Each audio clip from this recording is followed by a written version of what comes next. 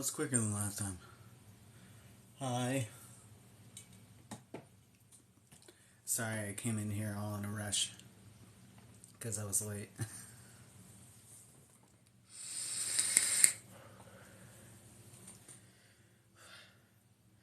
I'm just bad at being on time. Just bad at being on time. Then I had a lot of stuff to do. And I didn't get to get into cosplay today. I wanted to. And then I didn't get done doing all the things that I had to do. Adult things. Important things. And then I didn't get to...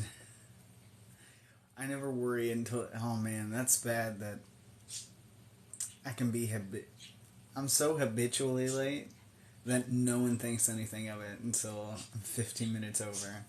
I'm cool. Oh, I gotta do better. I gotta be better about being on time. It's my own house. It's not like I get in here, I'm like, traffic was terrible, you guys. It's my house.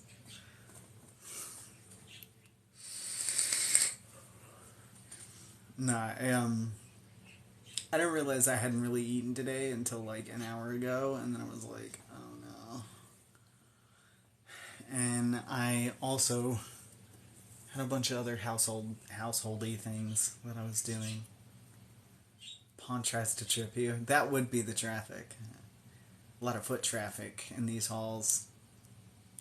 Scout is a bus. Scout's definitely a bus. If anybody in this house is a bus, it's Scout.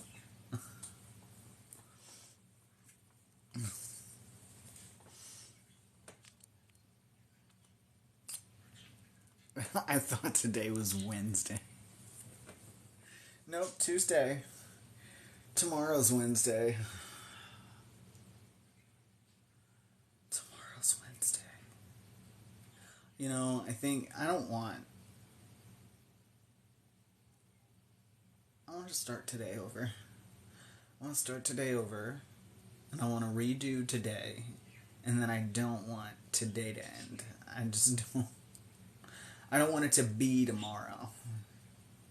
If it could stay today. So I'm going to make it today as long as possible, and then we're just going to have like an extra long stream or something. I don't have therapy tomorrow. So there's that. I have stuff I got to do tomorrow that I don't want to do. But the time is flexible. So I can game for a little bit longer than I normally do. I should go to bed early. I should be an adult about it. Tomorrow's going to happen whether I like it or not. It just depends on how much sleep I can get to deal with tomorrow. I don't want to do anything. Maybe if I never get off this live, then today never ends. And that's just how that works. That's not how it works.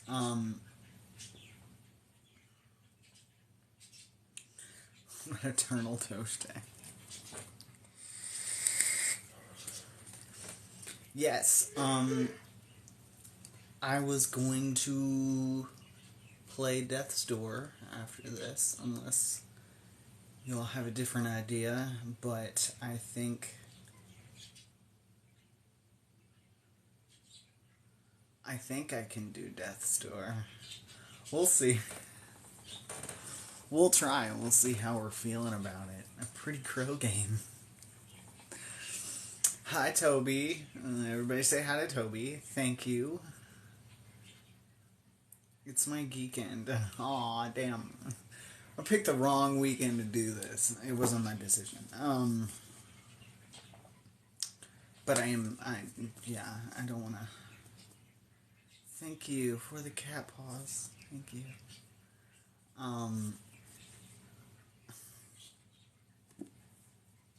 Sorry, now I'm just thinking about what Dave said yesterday. If you haven't seen my TikTok from today, it was Dave spouting nonsense.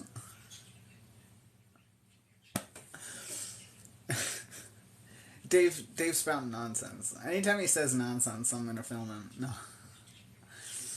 Yeah. He was like, I read a book. I was like, that doesn't solve all your problems. And he was like, no, it does. But it does, though. And then he just kept going. And I was like, I'm going to record you if you keep going. And he was like, I'll keep going. So it was so weird. He's so weird. He'd just be saying things that aren't true all the time.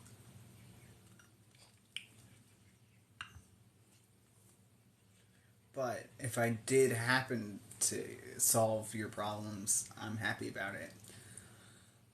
That'd be the dream, right? In any case, I'm sorry I'm late, but we got some things. We got stuff is going down, guys. We're going to be continuing Library of Souls, chapter 6, and if you, it doesn't feel like we're on chapter 6. Every single time I open this book, I'm like, that's the wrong chapter, because it's like halfway through. It's like 6 chapters, Jesus, because he doesn't know how to make chapters an acceptable length. But we're going to read a book. If you're new, and I don't think we have any new people here, but just in case I missed them, I read a book. I read you a bedtime story. Everybody loves it. I'm everybody's favorite storyteller. Not really. And we're reading Miss Peregrine's Home for Peculiar Children, Book 3, Library of Souls. If you want to get the book, I highly recommend it. It's a really good series. And we're on Chapter 6. And if you missed what happened last time, animal fights. Underground animal fights. It pretty much sums it up. Jacob, Emma, and Sharon went to go rescue the Hologas from an underground fighting den / ambrosia den, and they got the hollow, and they stuck it in a laundry basket, and it's safe now, sort of, but it's been beat to hell. So, we're gonna find out. That's what you missed on Glee. Do we wanna get into this? We're starting to get into the thick of it. I know. That's the thing, is we're over halfway through and it's just now ramping up. You're the only live I last more than 10 minutes in. I don't know what that means, but thank you. It sounds like a compliment. I don't know if that means stay awake or stay in, but either way. Twos, if you're ready. Twos, if you can hear me. Twos, if we're good to go. Sick. Okay. Here we go, motherfuckers. When we reached the house, it was nearly dark. Nim rushed us into the entrance hall where Bentham waited anxiously. He didn't even bother to greet us. "Why have you brought these Grimms?" he said, his eyes darting to the laundry cart. "Where's the creature?" "It's here," I said, lifting out the cubs. I began to pull back the linens. Bentham looked but kept his distance. The sheets on top were white but grew bloodier as I dug, becoming a black cocoon as I reached the bottom. I pulled back the last, and there it was, a small, withered thing in a fetal curl. It was hard to believe this pathetic creature was the same one that had given me such nightmares. Bentham stepped closer. "My God," he said, looking at the bloody sheets. "What did they do to him?" "Actually, I did that," I said. "I didn't really have a choice." "It was about to swallow Jacob's head," Emma explained. "You didn't kill it, did you?" Bentham said. "It's no use to us dead." I said, "I don't think so," and then told the hollow to open its eyes, and very slowly it did. It was still alive, but weak. "I don't know how much longer it'll last, though." "In that case, we've not a moment to waste," said Bentham. "We must send for my healer right away, and hope to heaven her dust works on hollows." Nim was sent running to fetch the healer. While we waited, Bentham led us into his kitchen and offered us biscuits and canned fruit. Either because of nerves or all the squeamish things we'd seen, neither Emma nor I had an appetite. We picked at the food out of politeness while Bentham filled us in on what had happened while we were gone. He'd made all necessary preparations to his machine, he said, and everything was ready. All he needed was to plug in the Hologhast. "Are you sure it'll work?" Emma said. "Sure as I can be without ever having tried it," he replied. "Will it hurt him?" I asked, feeling oddly protective of the hollow, if only because I'd gone to such trouble to rescue it. "Of course not," Bentham said with a dismissive wave. The healer arrived, and upon seeing her, I nearly shouted in surprise.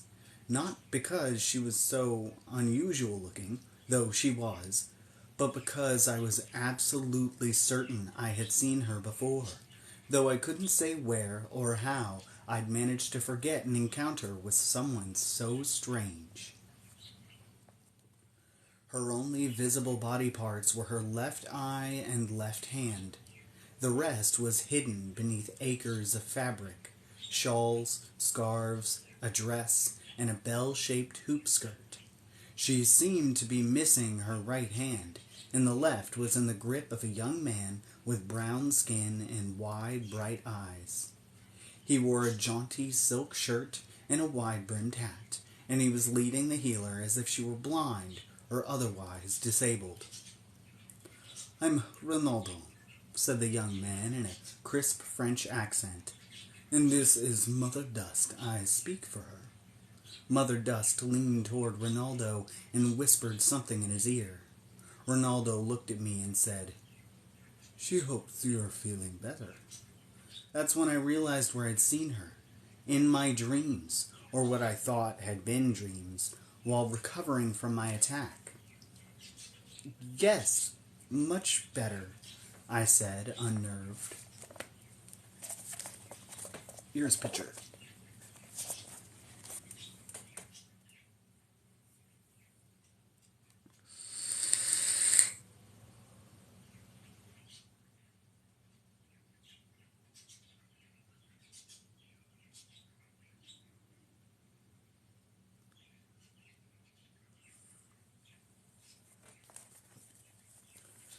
Bentham skipped the formalities. "Can you heal one of these?" he said, leading Rinaldo and Mother Dust to the laundry cart. "It's a Hologhast, visible to us only when it's been painted." "She can heal anything with a beating heart," said Rinaldo. "Then please," Bentham said, "it's very important that we save this creature's life." Via Rinaldo, Mother Dust issued orders. "Take the beast out of the cart," they said. So Emma and I tipped the Hologhast onto the floor. "Put it in the sink," they said. So Emma and Sharon helped me lift it and place it in the basin of the long, deep sink. We cleaned its wounds with water from the tap, careful not to wash away too much of the white paint. Next, Mother Dust examined the Hologhast as Rinaldo asked me to identify all the places it was hurt. "Now, Marion," Bentham said, addressing Mother Dust informally, "you needn't heal every last cut and bruise. We don't want the creature in top health. We only want to keep it alive. You see?" Yes, Rinaldo said dismissively. "We know what we are doing." Bentham harumphed and turned his back, making a show of his unhappiness. "No, she will make the dust," Rinaldo said. "Stand back, and be careful not to breathe it in. It will put you to sleep instantly." We backed away. Rinaldo strapped a dust mask over his face and mouth, and then untied the shawl that wrapped what was left of Mother Dust's right arm. The stump beneath was only a few inches long, and it came to an end well above what would have been her elbow. With her left hand, Mother Dust began to rub the stump, which released a fine white powder that hung in the air. Holding his breath, Ronaldo combed the air with one hand and collected the dust. We watched, fascinated and slightly repulsed, until he'd gathered about an ounce of the stuff, and the size of Mother Dust's stump had been reduced by the same amount.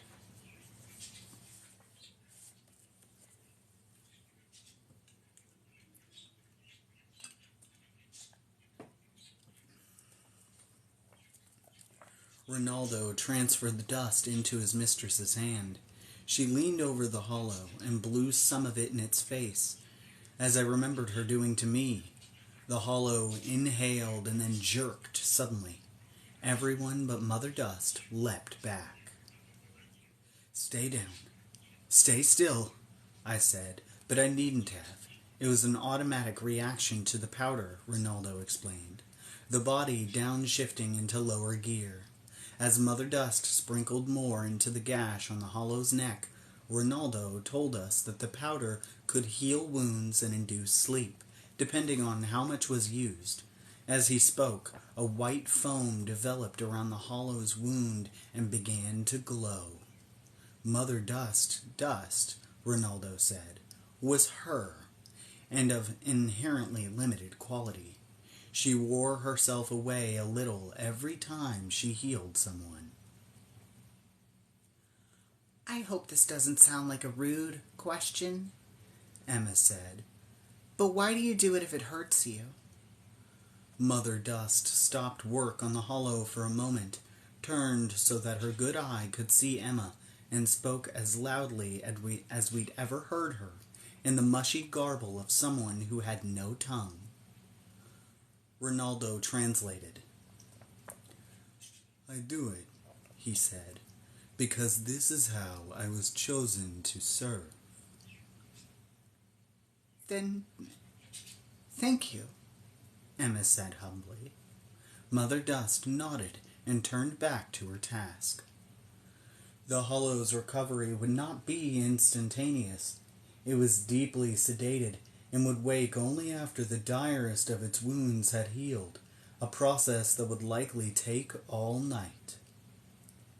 Because the hollow had to be awake when Bentham plugged it in to his machine, Phase 2 of our rescue plan would have to wait several hours. Until then, most of us were stuck in the kitchen. Ronaldo and Mother Dust, who had to reapply her powder to the hollow's wounds every so often, and Emma and me, because I didn't feel comfortable leaving the hollow alone, even though it was deeply asleep. The hollow was my responsibility now, the way an unhousebroken pet was the responsibility of whoever brought it home. Emma stayed close too, because I had in some sense become her responsibility, and she mine. And if I fell asleep, she would tickle me awake or tell me stories about the good old days in Miss Peregrine's house. Bentham checked in occasionally, but was mostly off doing security sweeps of the house with Sharon and Nim, paranoid that his brother's foot soldiers might attack at any time. As the night wore on, Emma and I talked about what the coming day might hold. Assuming Bentham could get his machine working again, it was possible that in a matter of hours we would find ourselves inside the White's fortress. We might see our friends again, and Miss Peregrine. "If we're very sneaky and very, very lucky," Emma said. "And if—" She hesitated.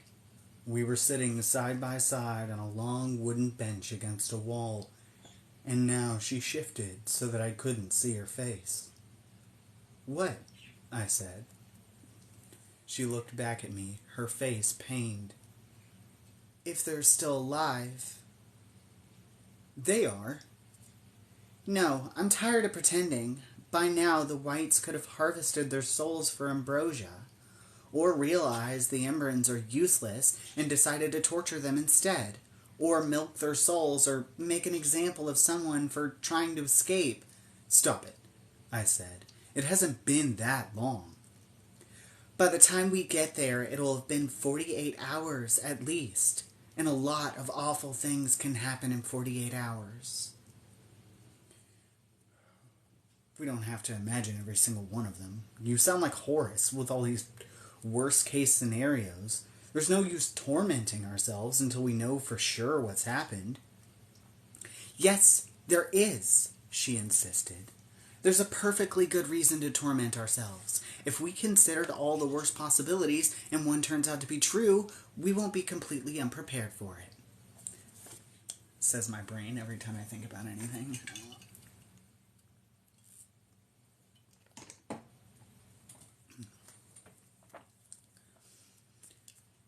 I don't think I could ever prepare myself for those kinds of things. She put her head in her hands and let out a shaky sigh. It was all too much to think about. I wanted to tell her then that I loved her. I thought that might help, by grounding us in something we were sure about, rather than everything we weren't. But we hadn't said the words to each other many times, and I couldn't bring myself to say them now in front of two perfect strangers. The more I thought about loving Emma, the shakier and sicker it made me feel, precisely because our future was so uncertain. I needed to imagine a future for myself with Emma in it, but it was impossible to picture our lives even a day from now. It was a constant struggle for me, having no idea what tomorrow held. I'm cautious by nature, a planner, someone who likes to know what's around the next corner, and the corner after that, and this entire experience, from the moment I ventured into the abandoned shell of Miss Peregrine's house to now, had been one long free fall into the void. To survive it, I'd had to become a new person, someone flexible and sure-footed and brave, someone my grandfather would have been proud of. But my transformation had not been total.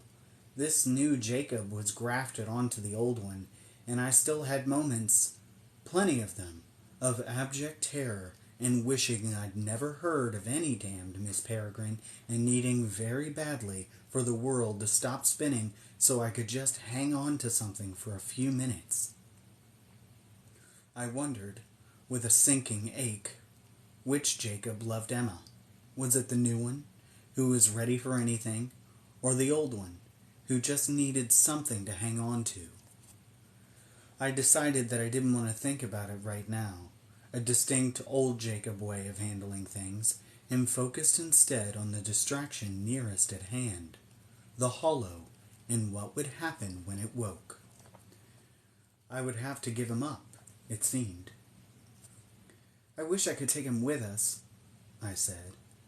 He would make it so easy to smash anyone who got in our way. But I guess he has to stay behind, to keep the machine running.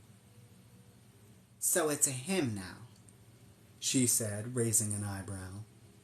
Don't get too attached. Remember, if you gave that thing half a chance, it would eat you alive. I know, I said, sighing. And maybe it wouldn't be so easy to smash everything. I'm sure the Whites know how to handle hollows. After all, they used to be hollows. It's a unique gift you have, said Ronaldo, speaking to us for the first time in over an hour.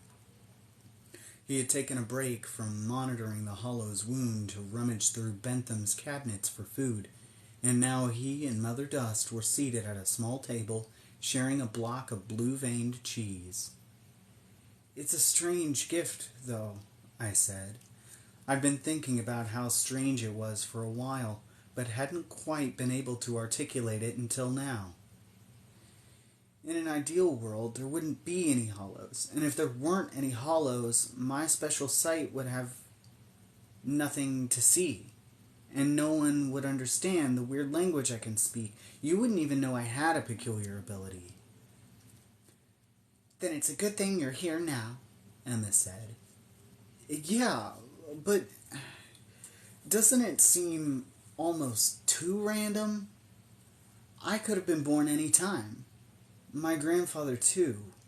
Hollows have existed for only the last 100 years or so, but it just so happens that we were both born now, right when we were needed. Why? I guess it was meant to be, Emma said. Or maybe there have always been people who can do what you do, only they never knew it. Maybe lots of people go through life never knowing they're peculiar. Mother Dust leaned toward Ronaldo and whispered. She says it's neither, said Ronaldo. Your true gift probably isn't manipulating Hologast. That's just its most obvious application.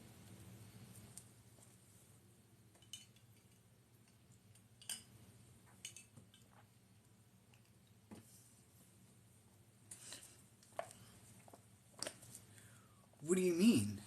I said. What else could it be? Mother Dust whispered again. It's simpler than that, said Ronaldo. Just as someone who's a gifted cellist wasn't born with an aptitude for only that instrument but for music in general. You weren't born only to manipulate hollows, nor you, he said to Emma, to make fire. Emma frowned. I'm over 100 years old. I think I know my own peculiar ability by now, and I definitely can't manipulate water or air or dirt. Believe me, I've tried. She's not the Avatar. Bad news, guys. That doesn't mean you can't, Ronaldo said. Early in life, we recognize certain talents in ourselves, and we focus on those to the exclusion of others. It's not that nothing else is possible, but for nothing else was nurtured. It's an interesting theory, I said. The point is, it's not so impossibly random that you have a talent for hologas manipulation. Your gift developed in that direction because that's what was needed. If that's true, then why can't all of us control hollows? Emma said. Every peculiar could use some of what Jacob's got. Because only his basic talent was capable of developing that way in the times before hollows. The talents of peculiars with souls akin to his probably manifested some other way. It's said that the Library of Souls was staffed by people who could read peculiar souls like they were books. If those librarians were alive today, perhaps they'd be like him. Why do you say that? I said. Is there something about seeing hollows that's like reading souls? Ronaldo conferred with Mother Dust. You seem to be a reader of hearts, he said. You saw some good in Bentham's, after all. You chose to forgive him. Forgive him? I said. What would I have to forgive him for? Mother Dust knew she'd said too much, but it was too late to hold back. She whispered to Ronaldo. For what he did to your grandfather, he said. I turned to Emma, but she seemed just as confused as I was. And what did he do to my grandfather? I'll tell them, said a voice from the doorway, and then Bentham hobbled in by himself. It's my shame. I should be the one to confess it. He shuffled past the sink, pulled a chair away from the table, and sat down facing us. During the war, your grandfather was highly valued for his special facility with hollows. We had a secret project, some technologist and I, we thought we could replicate his ability and give it to other peculiars, inoculate them against hollows like a vaccine. If we could all see and sense them, they would cease to be a threat, and the war against their kind would be won. Your grandfather made many noble sacrifices, but none so great as this. He agreed to participate. Emma's face was tense as she listened. I could see she'd never heard any of this before. We took just a bit, Bentham said. Just a piece of his second soul. We thought it could be spared, or would be replenished, like when someone gives blood. You took his soul? Emma said, her voice wavering. Bentham held his finger and thumb a centimeter apart. This much. We split it up and administered it to several test subjects. Although it had the desired effect, it didn't last long, and repeated exposure began to rob them of their native abilities. It was a failure. And what about Abe? Emma said, and her tone was the special malice she reserved for those who hurt people she loved. What did you do to him? He was weakened, and his talent diluted, said Bentham. Before the procedure, he was much like young Jacob. His ability to control hollows was a deciding factor in our war with the whites. After the procedure, however, he found he couldn't control them any longer, and his second sight became blurred. I'm told that soon afterward he left peculiardom altogether. He worried he would be a danger to his fellow peculiars rather than a help. He felt he could no longer protect them.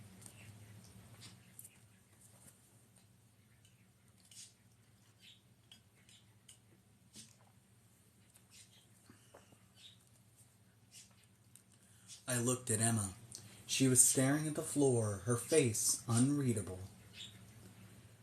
A failed experiment is nothing to be sorry for, Bentham said. It's how scientific progress is made, but what happened to your grandfather is one of the great regrets of my life.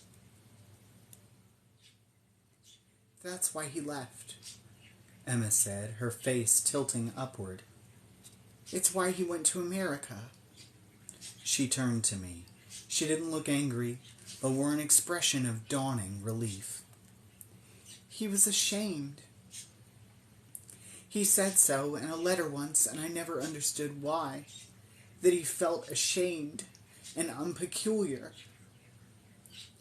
It was taken from him, I said.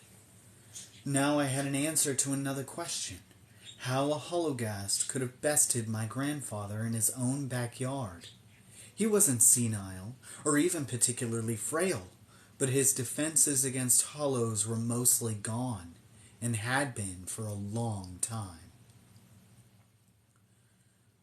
That's not what you should be sorry for, said Sharon, standing in the doorway with his arms crossed.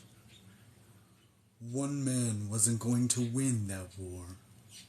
The real shame is what the whites did with your technology.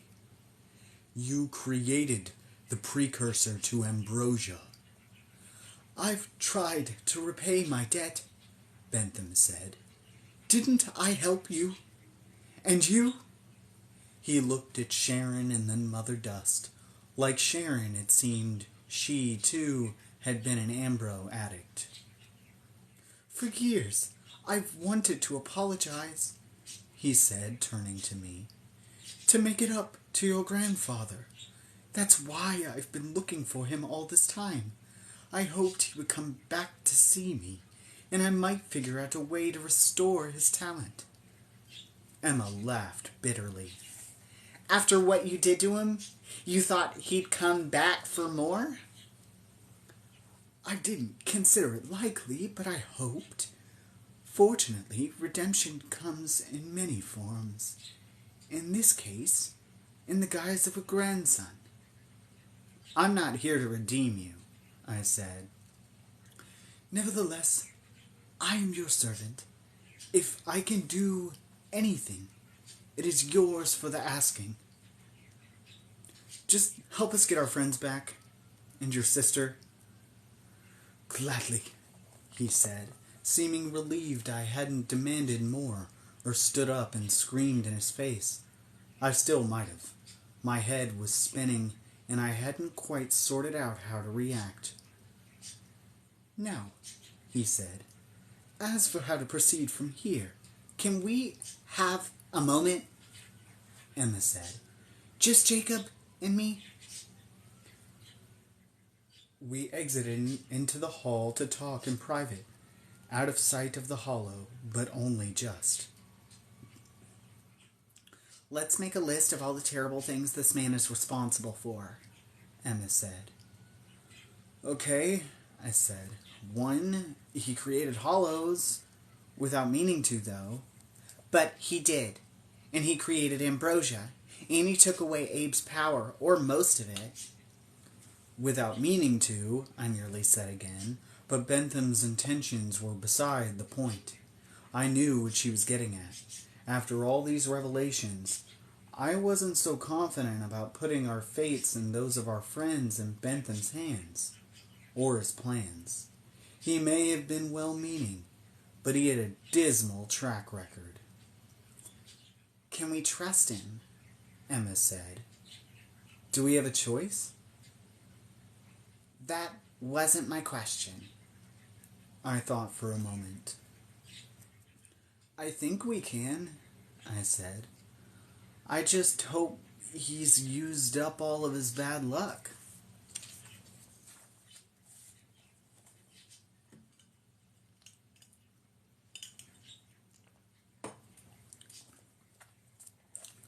Come, quickly, it's waking up! Shouts echoed from the kitchen. Emma and I dashed through the doorway to find everyone cowering in a corner, terrified of a groggy Hologhast that was struggling to sit up, but had managed only to droop its upper body over the edge of the sink. Only I could see its open mouth, its tongues lolling limply across the floor.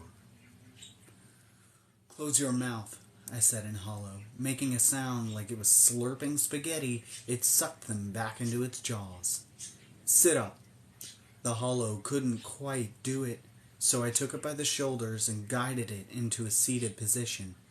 It was recovering with remarkable speed, though, and after another few minutes, it had regained enough motor skill to be coaxed out of the sink and onto its feet.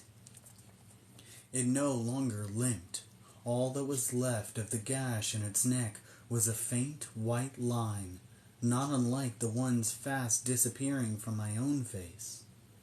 As I relayed this, Bentham couldn't hide his irritation that Mother Dust had healed the hollow so thoroughly. Can I help it if my dust is potent? Mother Dust said via Ronaldo. Exhausted, they went off to find beds. Emma and I were tired. It was nearing dawn and we hadn't slept, but the progress we were making was exciting, and hope had given us a second wind. Bentham turned to us, eyes alight. Moment of truth, friends. Shall we see if we can get the old girl running again? By that he meant his machine, and there was no need to ask. Let's not waste another second, Emma said. Bentham summoned his bear, and I rallied my Hologhast. P.T. appeared in the doorway, scooped his master into his arms, and together they led us through the house. What a strange sight we would have made, had anyone been watching.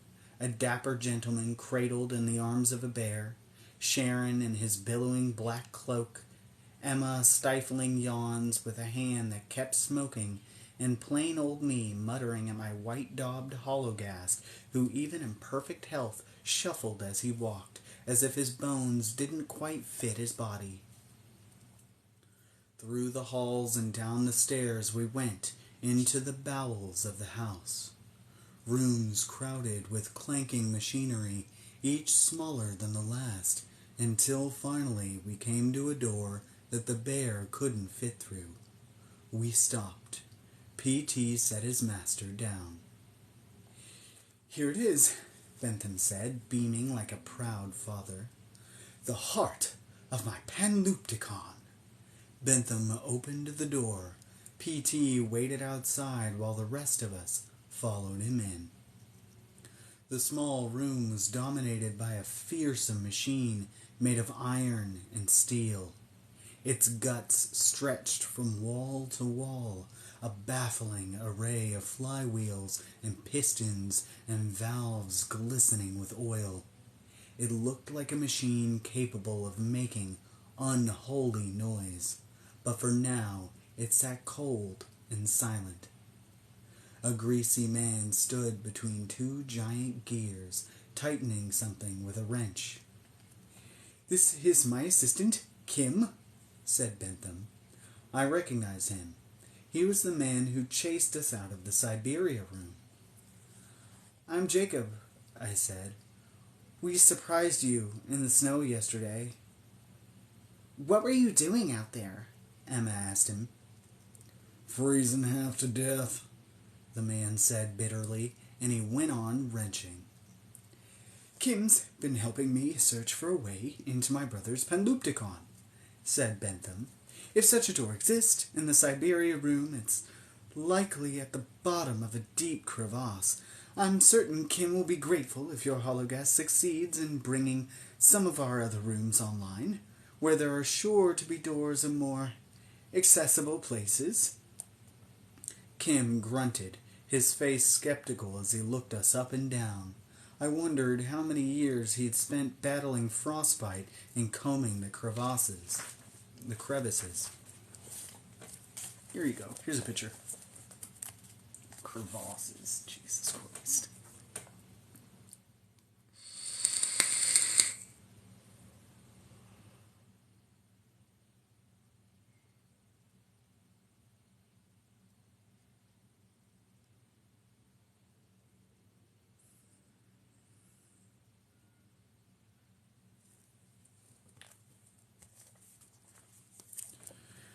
Bentham got down to business.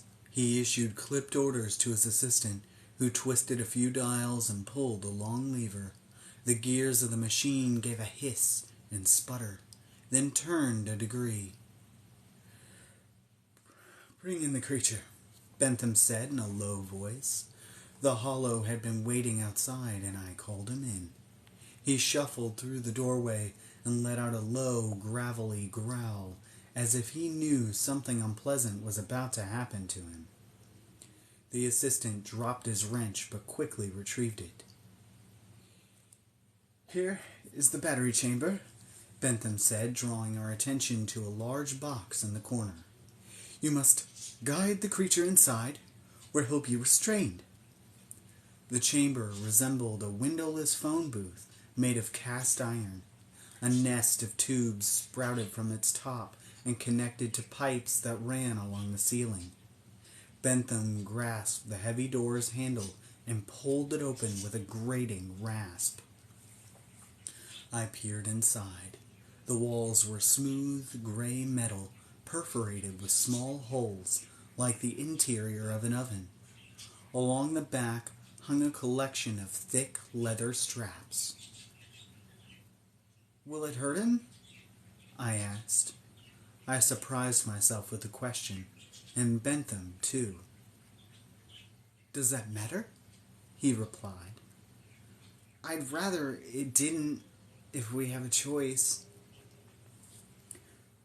"We don't," Bentham said, "but it won't feel any pain. The chamber fills with anesthetic, sleeping gas, before anything else happens."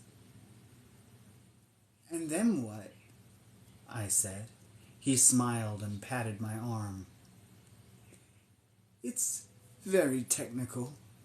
Suffice to say, your creature will leave the chamber alive, in more or less the condition he entered it. Now, if you would kindly have it step inside." I wasn't sure I believed him, nor why it mattered to me. The hollows had put us through hell, and seemed so lacking in feeling that inflicting pain on them should have been a pleasure. But it wasn't. I didn't want to kill the hollow any more than I wanted to kill a strange animal. In the course of leading this creature around by the nose, I had gotten close enough to understand that there was more than just void inside it. There was a tiny spark, a little marble of soul at the bottom of a deep pool. It wasn't hollow, not really.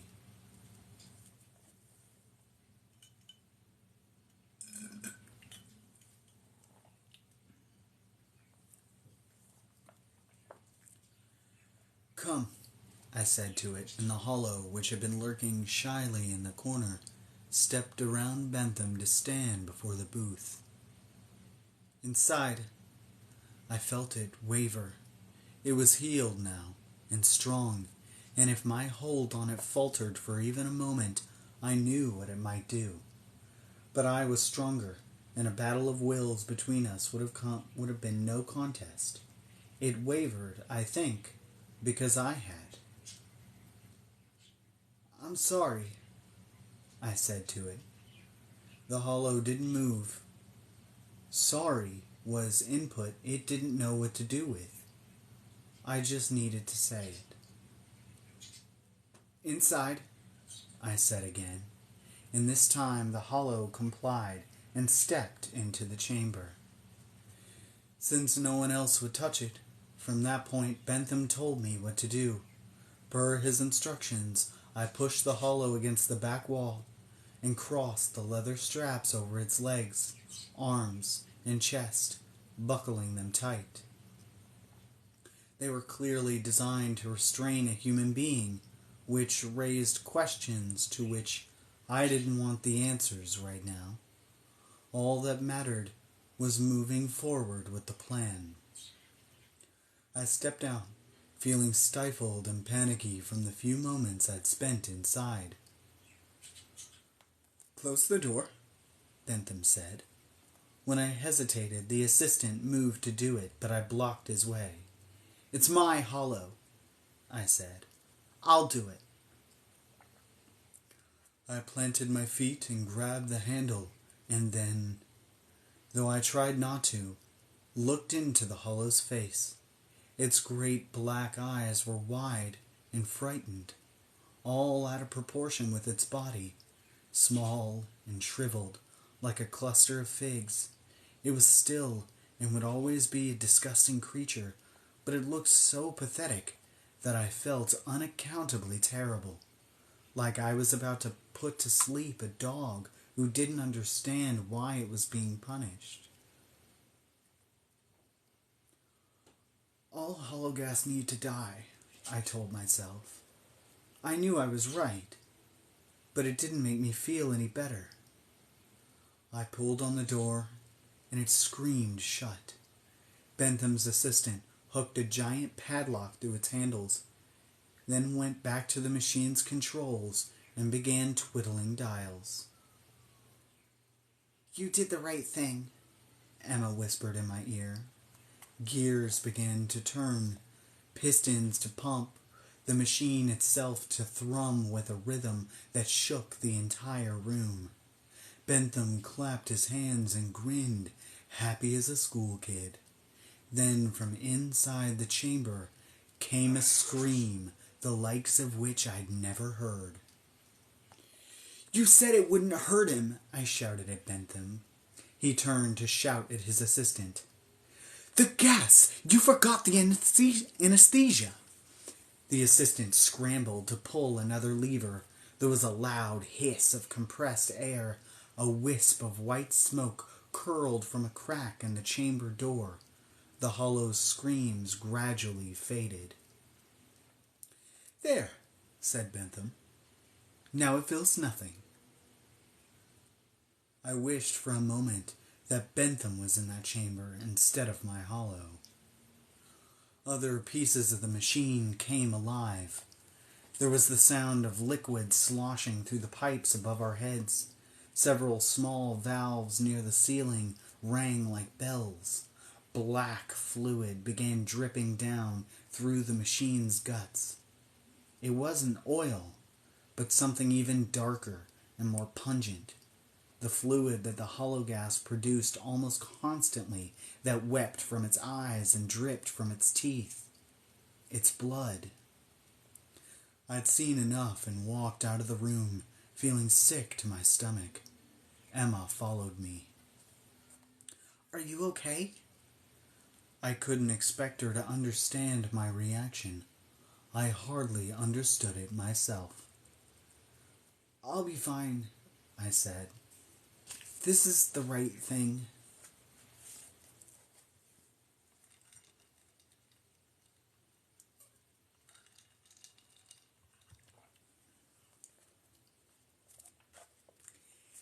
"It's the only thing," she said. "We're so close." Bentham hobbled out of the room. "PT, upstairs," he said, and he tipped himself into the bear's waiting arms. "Is it working now?" Emma said. "We're going to find out," Bentham replied. With my hollow restrained, sedated, and locked inside an iron chamber, there was little danger in leaving him behind. And yet, I lingered by the door. "Sleep," I said. "Sleep, and don't wake up until this is over." I followed the others out through the machine rooms and up several flights of stairs. We came to the long carpeted hallway that was lined with exotically named rooms. The walls hummed with energy. The house seemed alive. PT set Bentham on the carpet.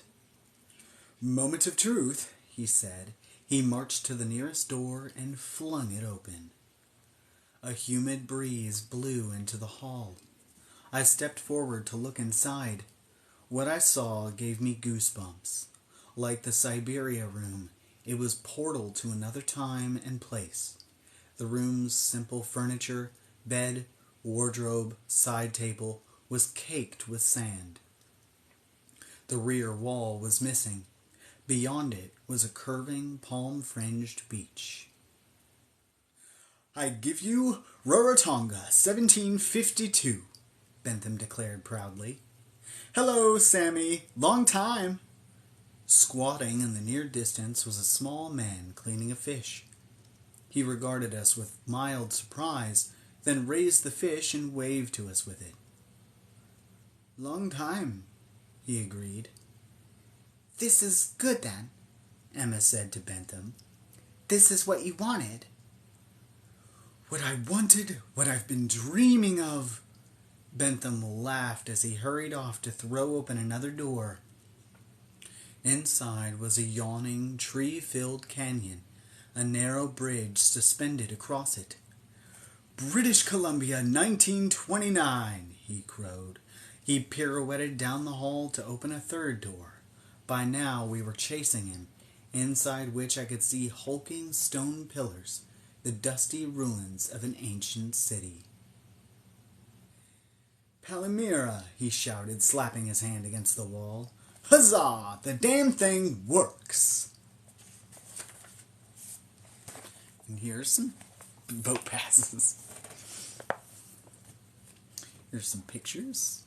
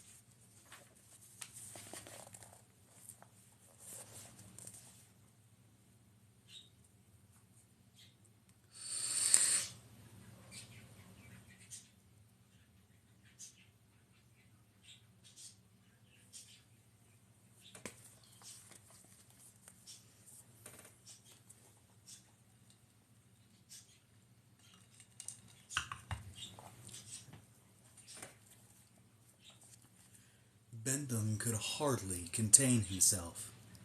My beloved Panlupticon, he cried, throwing his arms wide. How I've missed you. Congratulations, Sharon said. I'm glad I could be here to witness this. Bentham's excitement was infectious. It was an astounding thing. His machine, a universe contained in a single hallway.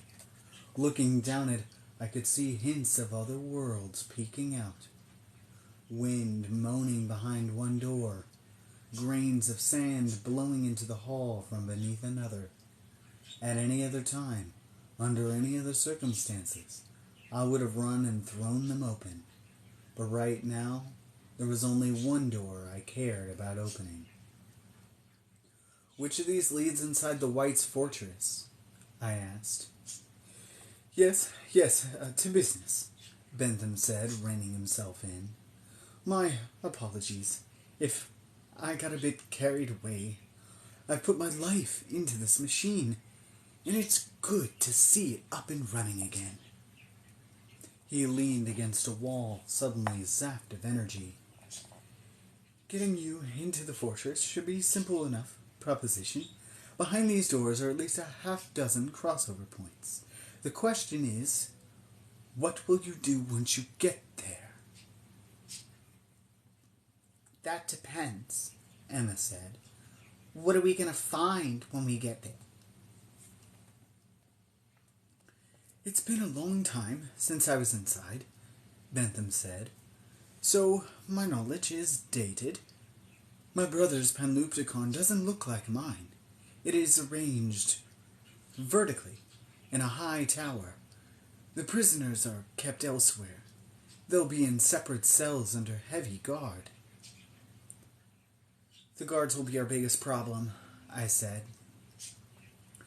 I may be able to help with them, said Sharon. You're coming with us? Emma said. Absolutely not, Sharon said. But I'd like to do my bit somehow. With minimal risk to myself, of course. I'll create a disturbance outside the fortress walls that will draw the guards' attention. That should make it easier for you to skulk about unnoticed.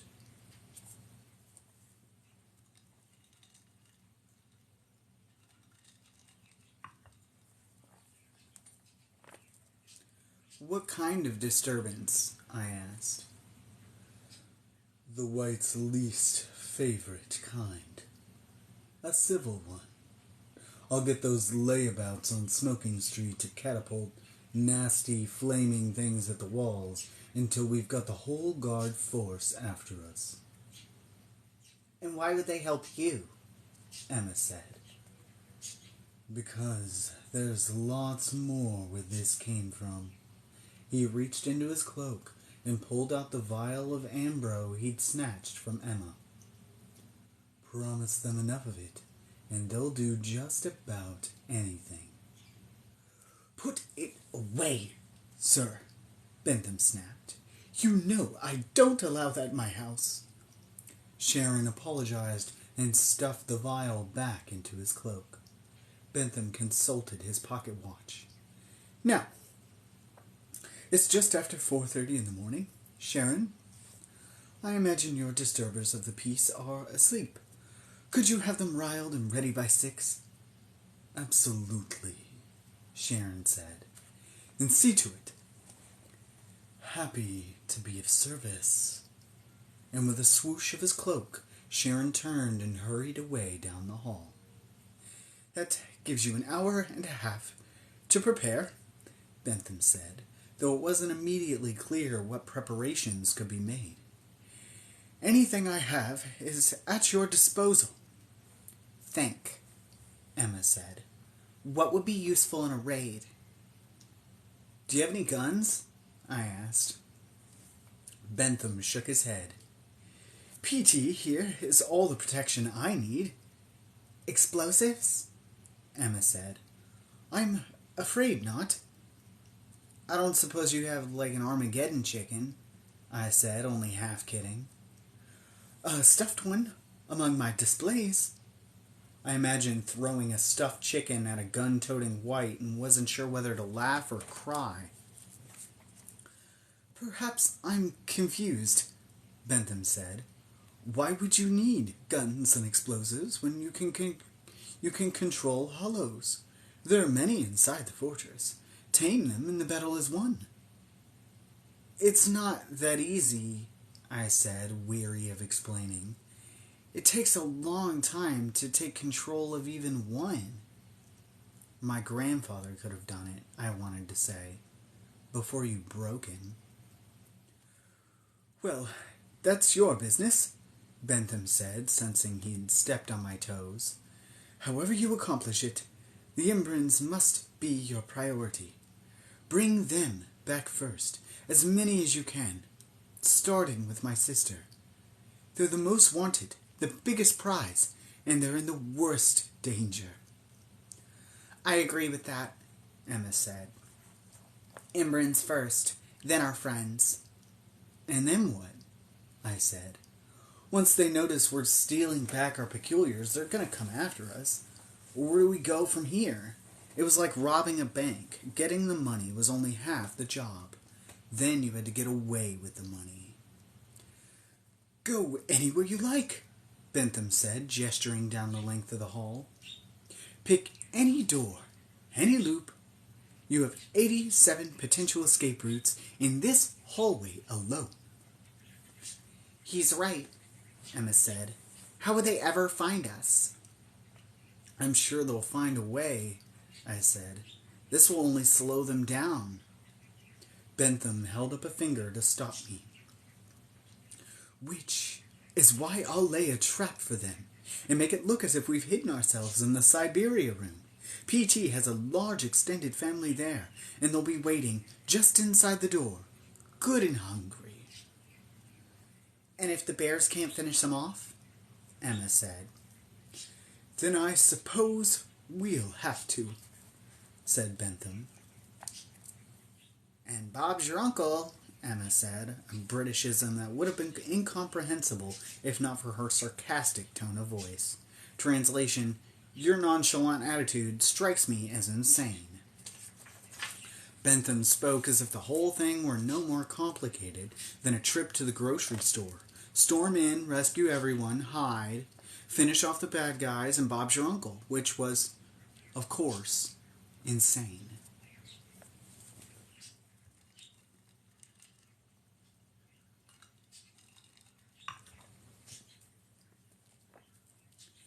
You realize we're just two people, I said. 2 kids.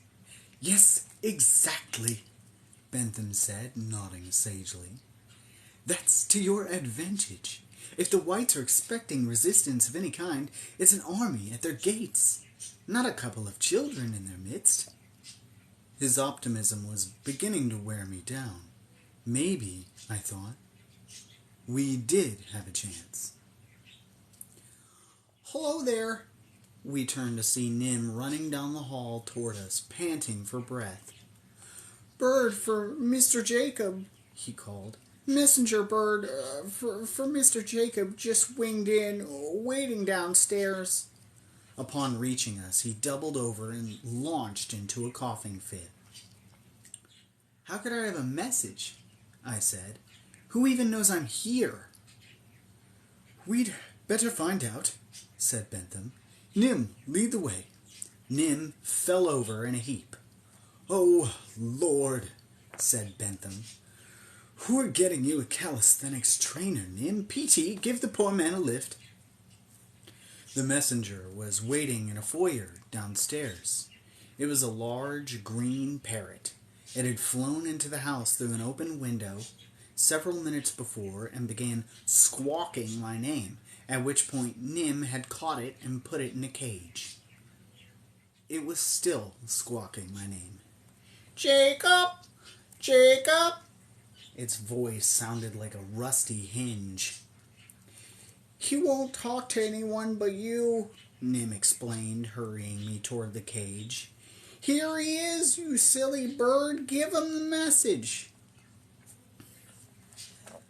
Hello, Jacob, the parrot said. This is Miss Peregrine speaking. What? I said, shocked. She's a parrot now? No, Emma said. The message is from Miss Peregrine. Go ahead, parrot. What does she say? I'm alive and well in my brother's tower, said the bird, speaking now in an eerily human-sounding voice. The others are here, too. Millard, Olive, Horace, Bruntley, Enoch, and the rest. Emma and I glanced at one another. Bruntley?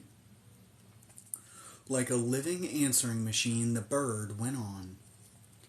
Miss Wren's dog told me where I might find you. You and Miss Bloom, I want to dissuade you from any rescue attempts.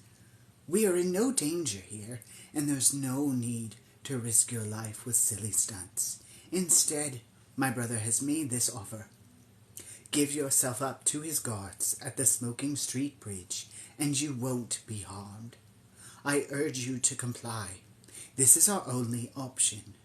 We will be reunited, and under my brother's care and protection, we'll all be part of the new peculiardom. The parrot whistled, indicating the message was over. Here's a parrot.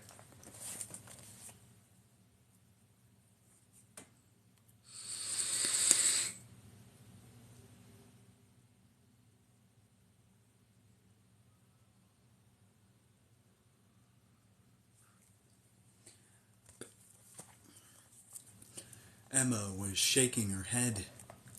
That doesn't sound like Miss Peregrine, unless she's been brainwashed. And she never calls the kids only by their first or last names, I said. That would have been Miss Bruntley. You don't believe the message is authentic? Bentham said. I don't know what that was, Emma replied. Bentham leaned toward the cage and said, Authenticate. The bird said nothing. Bentham repeated his command, Worry, and cocked his ear toward the bird. Then, suddenly, he straightened. Oh, hell!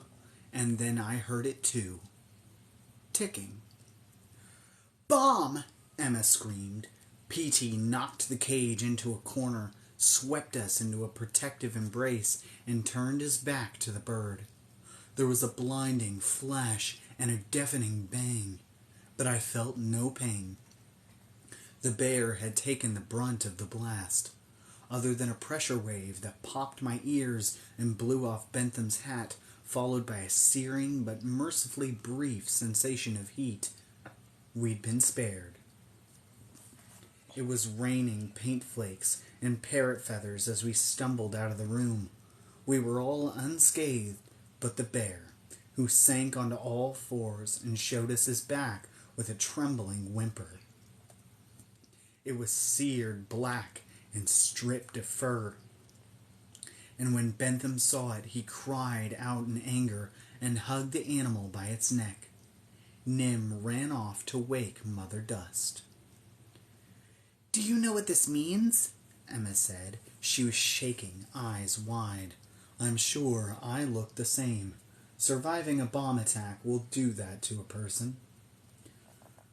I'm pretty sure it wasn't Miss Peregrine who sent that parrot, I said. Obviously. And Cole knows where we are. If he didn't before, he does now. Messenger birds are trained to find people, even if the sender doesn't have their exact address.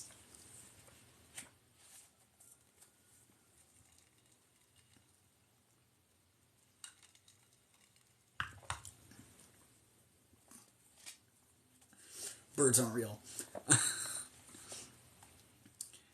It definitely means he caught Addison, I said, my heart sinking at the thought. Yes, but it means something else, too. Call's scared of us. He wouldn't have bothered trying to kill us otherwise. Maybe, I said. Definitely. And if he's scared of us, Jacob. She narrowed her eyes at me. That means there's something to be scared of. He isn't frightened, said Bentham, lifting his head from the folds of P.T.'s neck. He should be. But he isn't. That parrot wasn't meant to kill you, only to incapacitate. It seems my brother wants young Jacob alive. Me? I said. What for? I can think of only one reason. Word of your performance with the Hologuest reached him, and it convinced him you're quite special. Special how? I said. My hunch is this. He believes you may be the last key to the Library of Souls, one who can see and manipulate the soul jars.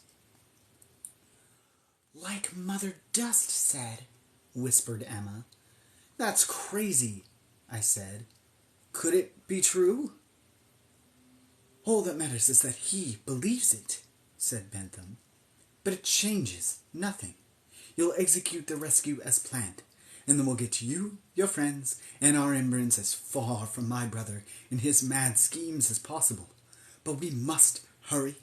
Jack's foot soldiers will trace the exploded parrot to this house.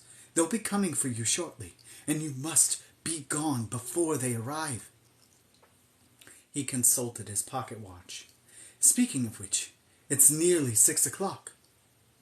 We were about to go when Mother Dust and Ronaldo rushed in. Mother Dust would like to give you something, he said, and Mother Dust held out a small object wrapped in cloth. Bentham told them we had no time for gifts, but Ronaldo insisted. In case you run into trouble, he said, pressing the item into Emma's hand. Open it. Emma peeled back the rough cloth. The small thing inside looked at first like a stub of chalk, until Emma rolled it in her palm. It had 2 knuckles and a small painted nail. It was a pinky finger. You shouldn't have, I said. Ronaldo could see we didn't understand. It's Mother's finger, he said. Crush it up and use it as you will. Emma's eyes widened and her hand dropped a little, as if the finger had just tripled in weight. I can't accept this, she said. It's too much. Mother Dust reached out with her good hand. It was smaller than before, a bandage covering the knuckle where her pinky used to be, and closed Emma's hand around the gift. She mumbled, and Ronaldo translated. You and he might be our last hope. I'd give you my whole arm if I could spare it. I don't know what to say, I said. Thank you. Use it sparingly, Ronaldo said. A little goes a long way. Oh, and you'll want these. He pulled 2 dust masks from his back pocket and dangled them. Otherwise, you'll put yourselves to sleep, along with your enemies. I thanked him again and accepted the masks. Mother Dust gave us a little bow, her enormous skirt dusting the floor. And now we really must be going, Bentham said, and we left P.T. in the company of the healers and the 2 bear cubs who had come in to snuggle their ailing elder. We returned upstairs to the Hall of Loops. When we came off the landing, I felt a brief whirl of vertigo, a sudden cliff's edge dizziness and recognition of where I was standing. 87 worlds behind 87 doors, all stretching out before us. All those infinities connecting back here like nerves to a brainstem. We were about to go into one and maybe never come out again. I could feel old Jacob and new Jacob wrestling over that. Terror and exhilaration coming at me in successive waves.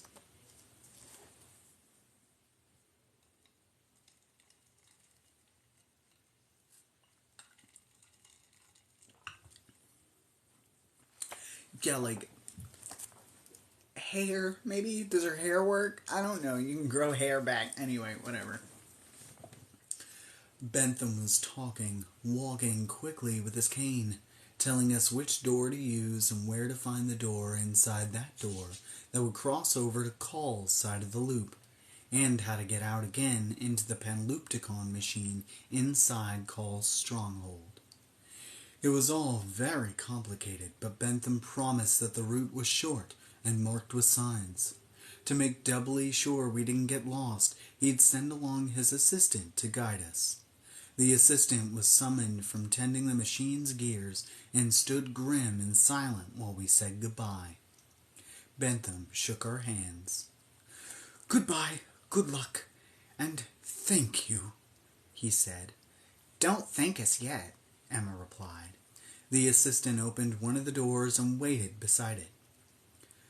"Bring back my sister," Bentham said, "and when you find the ones who have her." He raised his gloved hand and made a fist with it, the leather creaking as it tightened. "Don't spare their feelings." "We won't," I said, and we walked through the doorway. And that is the end of chapter 6.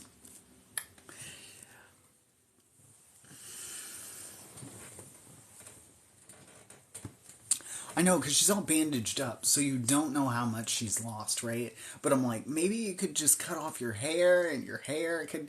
Does your hair work? What works and what doesn't? Like, because hair is dead skin cells, so does it have to be living tissue for it to do that? What is the... when I first read this, I was like, what are the schematics on this? Like, how does this work, right? Like, I was just like, maybe hair would work. Couldn't you do something that you could regrow? Would just the nail work? Because the nail's painted, it's still in the finger, so does the nail have use? Nail is not. You could cut your nails, save all your fingernail clippings. So, and it works if it's separated from the hole, so like, if it's bones, keep all your baby teeth in a jar. What would work? What would work and what wouldn't? Would teeth work? Would teeth work? Baby teeth. You keep all your baby teeth. So, I would like to think that, like, because I feel like you wouldn't just leap straight to, like, and also, how would you find out? How did she find out that that was her peculiar ability? You know what I mean? Did she get dandruff one day and all of a sudden everybody around her is unconscious? Like, what happened? How did you find that out? And at first, and then how do you figure out it heals people? I know. I'm like, how did you figure that out? How'd you do that?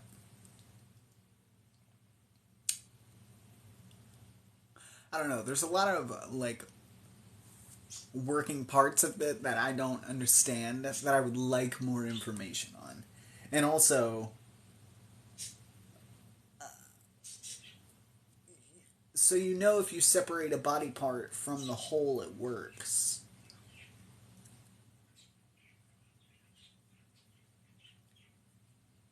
And so you just go straight to lobbing off parts of yourself.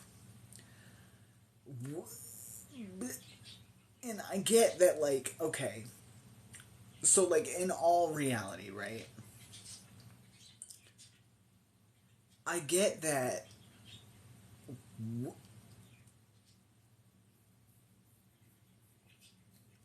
my thing is like, you could, and I feel like it shouldn't have to go this far, but right, I wouldn't advocate for losing any part of yourself or the mutilation of any kind. Just a preface, because I feel like this sort of weirdly falls into a hypothetical self-mutilation sort of discussion, and I don't want anybody to be triggered by that, but, like, you could remove skin, right? And it would grow back, right? Does she not heal herself? Because if she's lobbing off parts of herself, she can't heal herself, obviously, because she would have regrown all those parts, right? Does she heal at all? So, like, if she just, like, removed a little bit of her skin, right? How effective would that be? And would the skin heal? Because obviously you can't regrow whole parts. Nobody can do that. Like, if you chopped off your arm, like, the arm's not going to regrow. And that makes sense for her to do that. But, like, do any wounds not heal on her? Because if so, I feel like you could just skin yourself. And your skin would, like, just like the first top couple layers, like a little bit, just a little bit of the meat, you know, and then the meat heals. It would take a while. It would be painful, but you could do it that way and not lose fingers and arms. Right? Okay, I know. I do too. I want to know more about Mother Dust. I've been waiting for us to get to this chapter because I was like, Mother Dust is an entity that I would like to be explored more, and I don't get a whole lot of answers. You don't get... So it's all, like, kind of... You're just like, but wait. But what? But what? Like... But...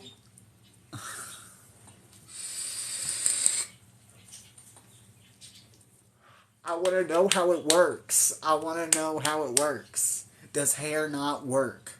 Because if that's the case, if hair works, if hair worked, take a load of biotin, get a really good hair care routine, and just keep lobbing that shit off. Right? I'm right. Sounds like a good plan to me. You could even hang on to all the hair that you cut off. Keep it in storage. That would be so simple. But I guess maybe they would have done that first. So, like, you would have to, I don't know. Maybe it has to be living tissue. But even then, like, you could use skin before you just start cutting off fingers. And just, like, cheese gratering your pinkies off. Like, what was the first to happen? Yeah, what? It was wild. I just...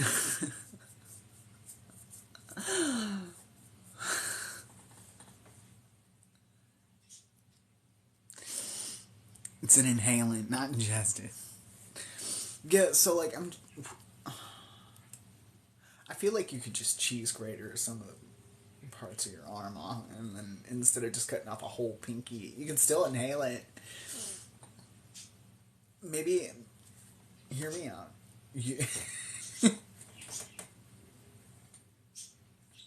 You can inhale hair. I've done it. I inhale pond hair all the time. Sure, it gets caught in my throat, but if it healed me or put me to sleep, you can inhale hair.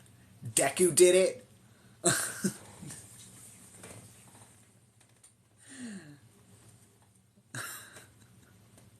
I mean, if they're giving you the body parts, right? Because she gave it to them. I don't know. It's a very odd part of this book that I'm like, I wish you would have gone into more detail. Because my first thought was, I was like, did she not use her hair? Or something that would grow back? Or heal? First? Before cutting off pinkies?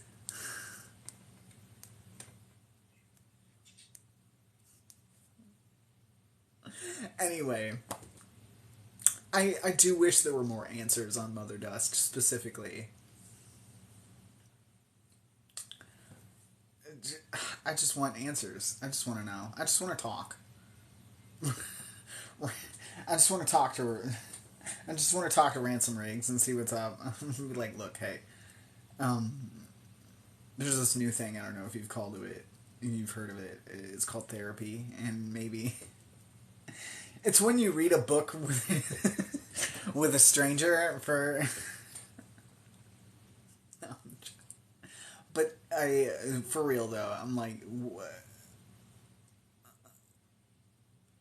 a wild place to end up, to where you're like, we're gonna make a character and she can heal people, and the editors was like, yeah, we love it, and the publishers on the line were like, this sounds great, and then he's like, by it's powder hurts, turns to dust, and they're like, hold on, full stop. What did you say to me? I want someone to be like, what are you talking about?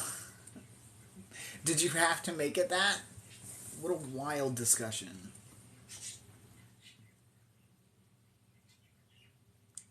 Anyway.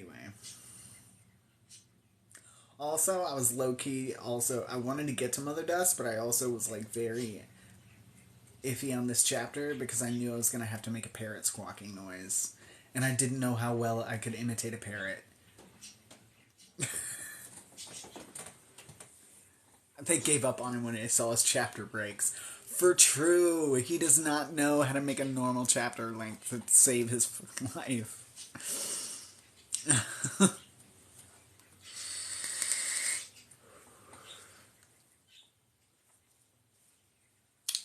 Maybe it doesn't even specify that she has hair. I'm just assuming. What if she can't grow hair?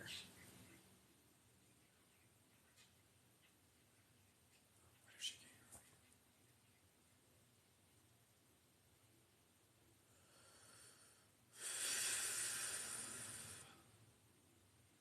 So many questions. Also,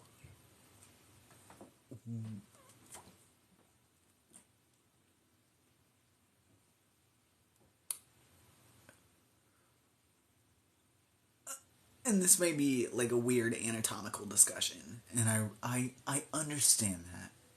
And this might be getting into a weird territory, but like, I just want to touch on this for a second. A second. Internally,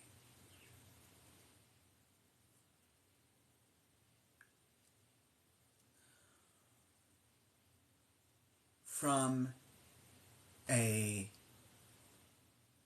cardiovascular circulatory system point of view, what happens biologically? Thank you. Because what's doing it? Is it the skin? What component? Also, does she bleed? What happens? Does the blood aerosolize? Is it in the blood? Does she have to bleed? It doesn't ever specify. It just says dust. So I'm like, she's just raking off part of her elbow nub. And I'm like, is there no blood internally in you? Where do we go from that? Right? So, biologically, what are you made of? What are you made of? I'm so curious. What happens internally? In the guts? In the organs? She's made of spice. Yes! That's my favorite canon answer. Yeah, so like... what? Control the spice.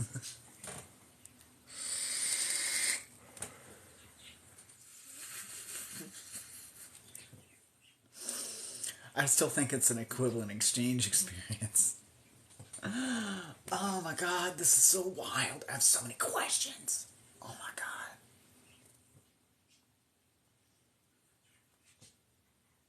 She's Parmesan.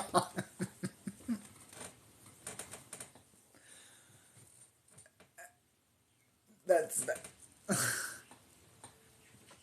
Right? She's the most fascinating character to me. I'm like, I want more.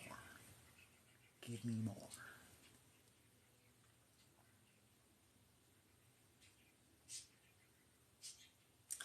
Wild. I've been sitting on this for ages. Like just one. I'm like, right after I got done like reading this, like ages ago, I was like, but what's she made out of? Is she like an eraser? Like you know when you rub an eraser and the residue goes everywhere. What?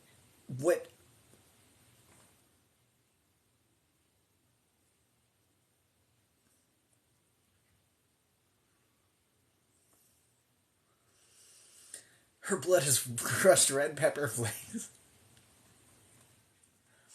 Fascinating, but I don't understand how it's working. I can drink my coffee now. If her bones are yeast, would she be a pizza? Oh no. Let's not talk about pizza on my day off, okay? Can we all agree to not do that? Pizza doesn't exist on my day off. Pizza is a made up concept. Pizza is relative. Pizza.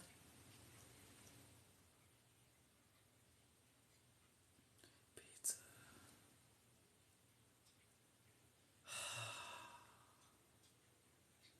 I have 15 work group chats on my phone. I don't know why. Every single time someone texts someone else from the group chat, it makes a new group chat.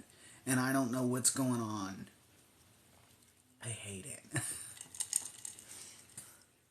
Well, yeah, because it mentions like she doesn't have a tongue. Like she can't talk. Not that she won't, but that she can't. So I'm like, did you cut off your tongue? I don't know. I've never heard of it before. No.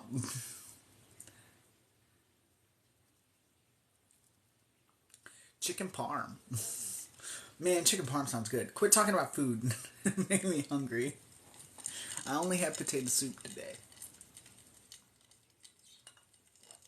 Should I have eaten a little bit more than a cup of soup? Probably. Did I have time to? No.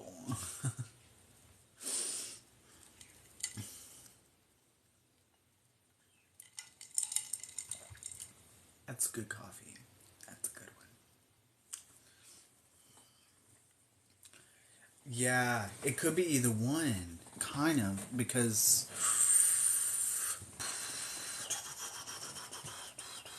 also cat facts.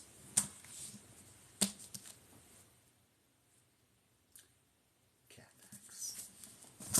Cat facts before Lady Aoife's gotta go. Before any of the early.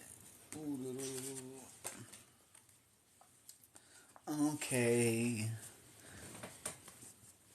We're gonna do the American Bobtail breed today.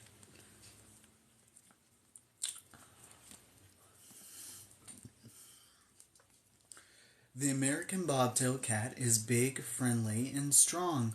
Where the Abyssinian cat has just 4 colorways that are strictly enforced, American Bobtail cats have many potential colors, including wild-appearing ones like tabby, and they aren't penalized for some body markings. They can have point coloring, meaning darker at the ear tips, paws, and tail.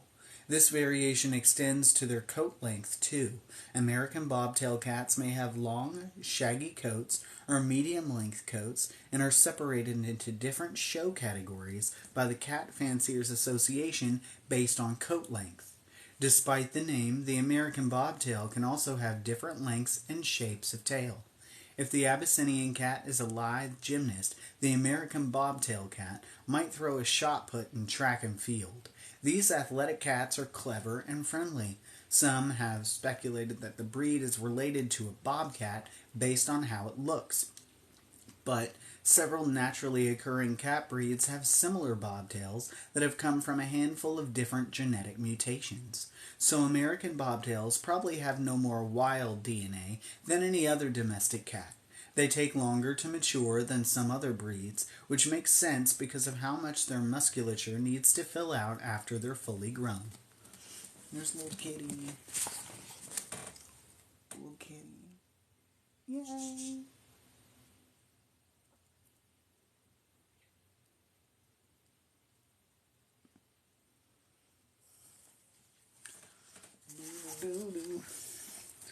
Bookmark. Okay. Why are there 2 bookmarks in here? I have no idea.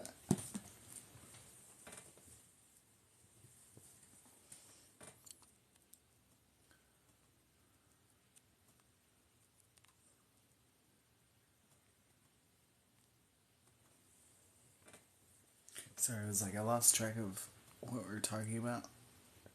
I forget what it's like to be hungry. Meds are cool with appetite suppression. Really fun. Take your meds though. They're important. They're important.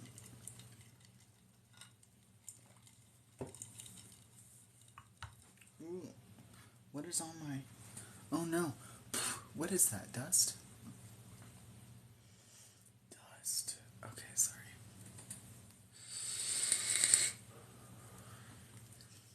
also.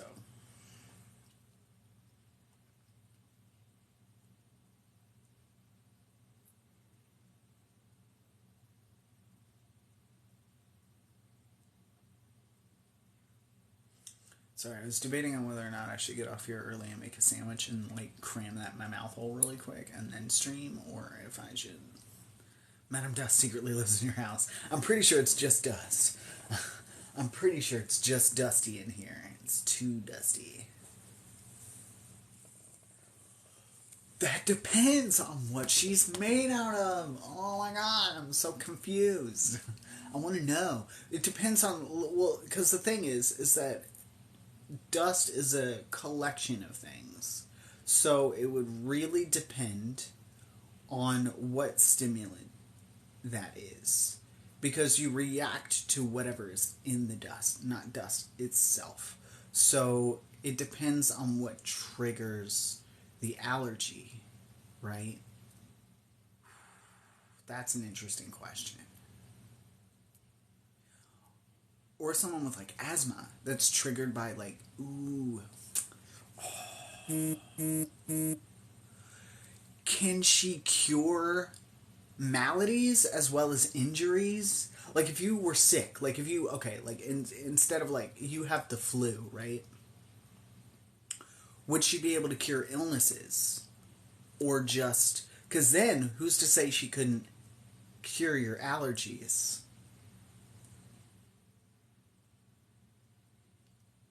But what if she cures the allergies? I think that's an even more valuable question. Would she cure the allergies? If you had like an existing condition, especially one that would normally be triggered by whatever is administered, would that hurt or help?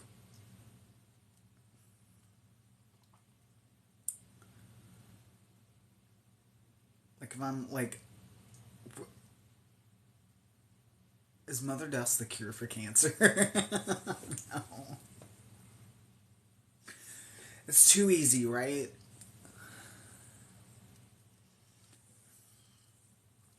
Yeah. I love Deadpool. So, like, but no, yeah, like, no, but it depends on what the limitations of her healing are. But it never really goes into detail about how. Does that say 60? Does that say 60? Why? What the. Sorry. I was reading the thermometer over there.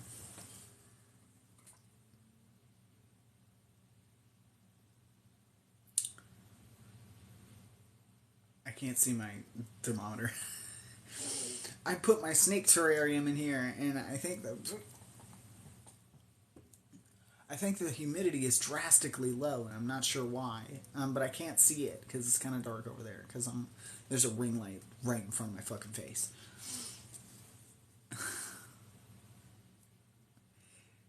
Yeah. Like I'm like, would it solve chronic injuries? Like Dave has EDS.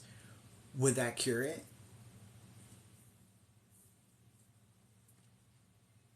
We'll never know. The questions burn me up inside. I want to know the answers. I want to know the answers. Just from a biological standpoint, I'm so intrigued. Also, I like a lot of weird medical stuff. You all know this. So I'm like, medically, what's happening? Oh man, fix my shoulders, right?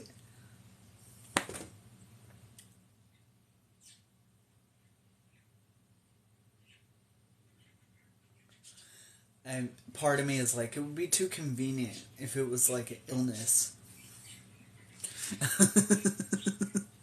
Would the dust help you transition? Who knows? Who knows?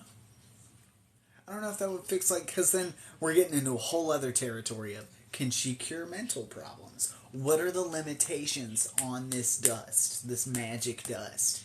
Weird. Legit, I'm discussing magic dust healing properties with a bunch of strangers on the internet on a Tuesday at 9:50 p.m. And I I don't know how my life got here. I'm not complaining. I'm just... Sometimes you're just like, how'd I get here? This weird shit. I don't remember how this happened.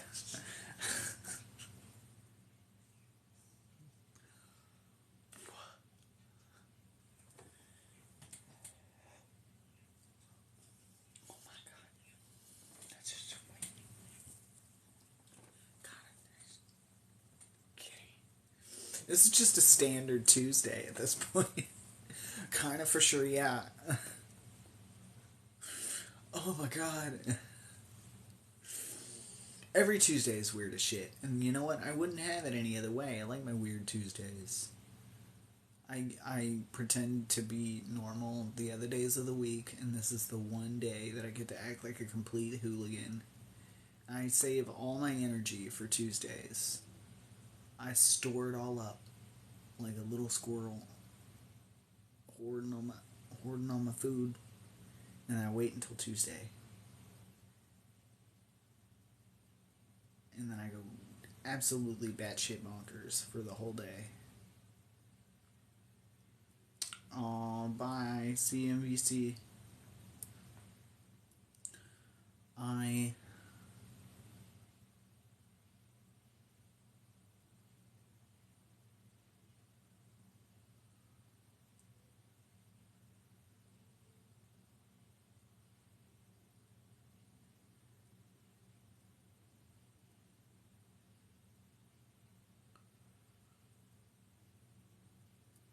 Sorry, something else just occurred to me. I was writing that train of thought for a hot minute. So, like,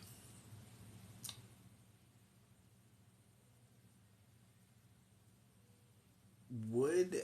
No. Well, what?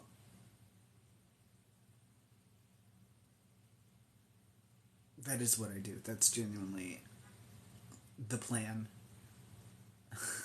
So I'm so tired I stopped talking at the end of the night because I used it all up, and then I'm just on playing a game. I realized I haven't talked for 40 minutes. It's because it's all gone. I used it all. I forgot how to people, and then it promptly ran out, and I didn't know how to handle it.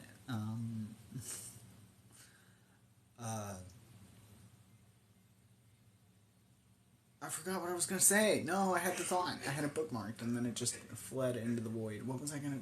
Something about Mother Dusk. Something about something. Something about... No. I forgot. Sorry. Yawning. Why the fuck am I yawning? I haven't gotten great sleep lately. I know that's a normal complaint. Shut up about the sleep. I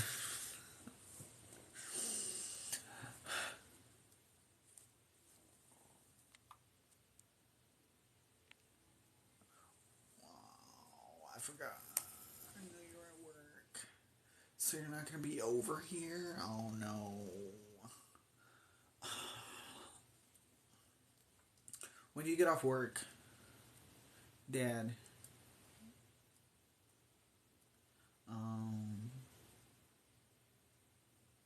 So you're at work like late.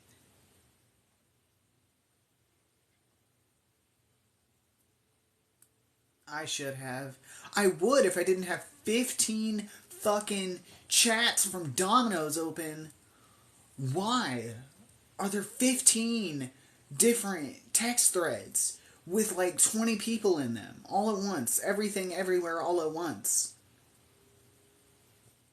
I know Paul texted me too, and then I didn't get to that either because I can't find it.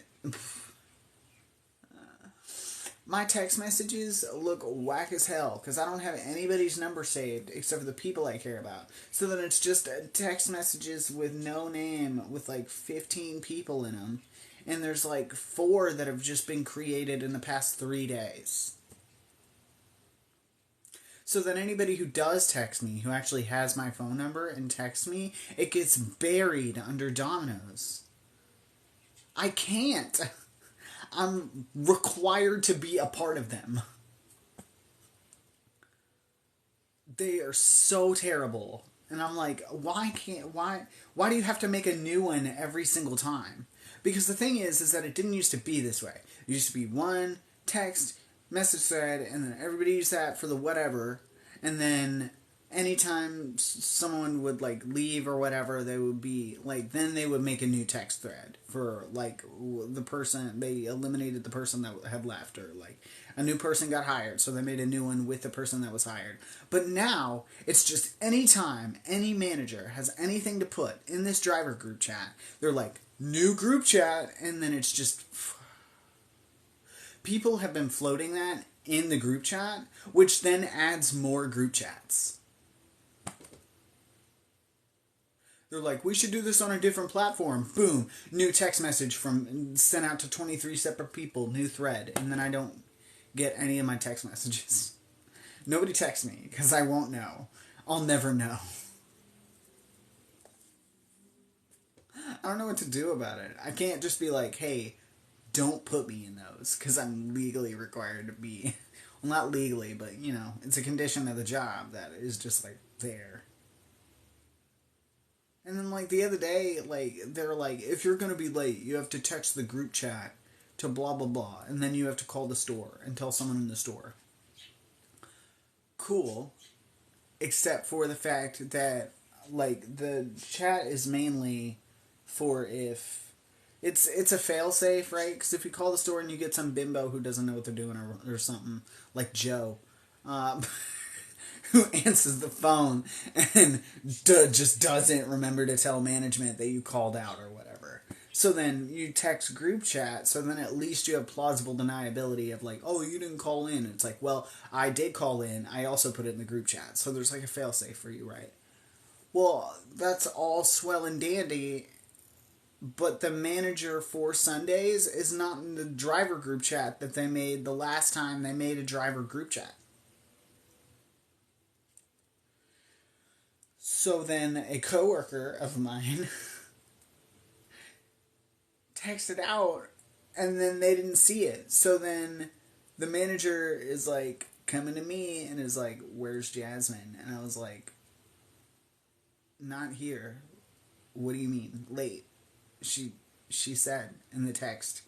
And Ash was like, I'm not a part of that chat. And I'm like, why aren't you part of the chat if you're the manager for Sundays? And she was like, I don't know. I've petitioned to get in it, and they said there's too many people and too many group chats. I'm like, that's not part of the problem. Too many people in the group chat is not the problem. The problem is when they make a new group chat, and then they don't include everybody in it. So then they're like, oh, so-and-so's not in the group chat. So then they make another group chat.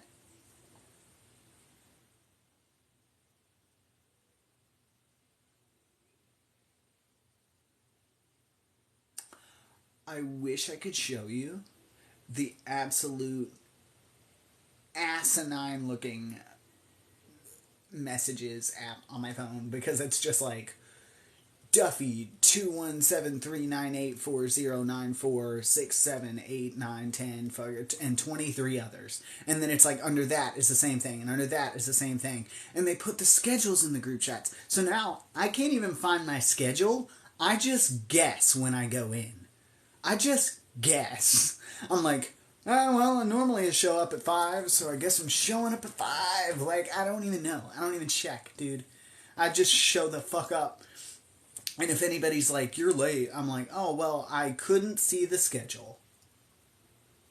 Well, why not? I don't know. Maybe because it could be wrong, and it could be in any one of the number of other group chats. No, I mean, I can't show you on here. I could probably put it in Discord, how awful this thing looks. So bad. So bad.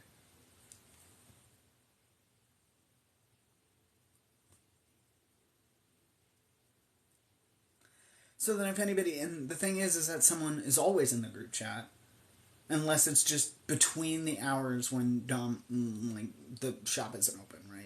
So, like, it's, regardless, I'm going to be getting messages, regardless of if I have a shift or not, from 11 a.m. to about 3 in the morning. every single day, regardless of if I'm there.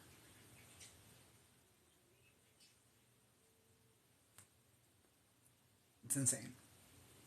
I'll show you when I get off here, which is going to be right about now, because I got to get the stream set up. It's like 10 p.m. And that's enough of me complaining about my dumb job. I'm sure that's it's not super interesting. I'm done. Rant over. Domino's is lame. So I'm going to go stream on Discord, probably Death's Door, see what I can get done there. And I will be there in probably 10 minutes or less, but we do this every Tuesday, starting at 8 p.m. Central, and if you want to know how the book ends, you can join us next week. And as always, I'm going to upload this to YouTube as soon as I get the chance. So, thanks, guys.